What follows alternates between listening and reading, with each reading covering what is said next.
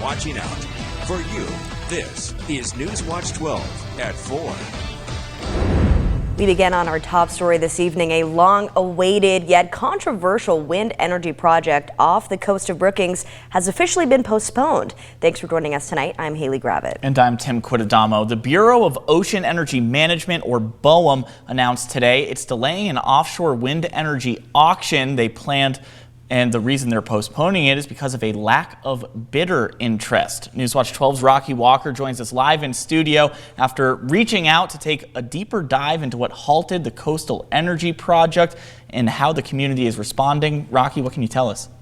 Well, Tim and Haley, this project has been more than a year in the making, but with a previous auction date set for October 15th, just more than 2 weeks from now, and only one of the 5 qualified companies showing interest in buying the rights to put up windmills off the Brookings coast. Auction has been postponed, which, with lots of controversy surrounding the sale, for some, they say it feels like a win. This comes just more than a mere week after the Confederated Tribes of Coos, Lower Umpqua, and Siuslaw Indians filed a lawsuit against BOEM.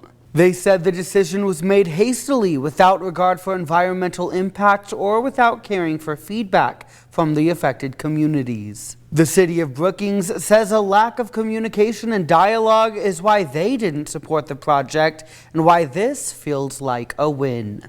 I'm happy that even a pause shows that there'll be hopefully a little bit more input from the community, allow for a little bit more of our voices to be heard.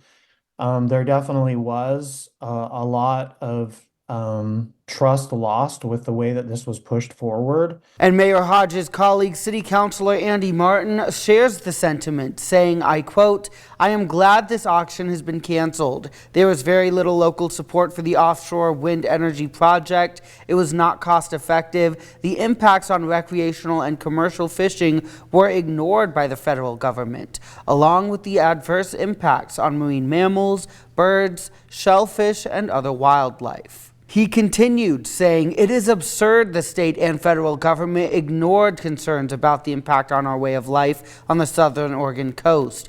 We would have been forced to see offshore windmills day and night and would have had to deal with the environmental impacts of giant windmills washing up on our shoreline after major winter storms." The city of Brookings has opposed this project from the beginning, and I am glad this has fallen apart now instead of after major environmental and economic damage was done to our region.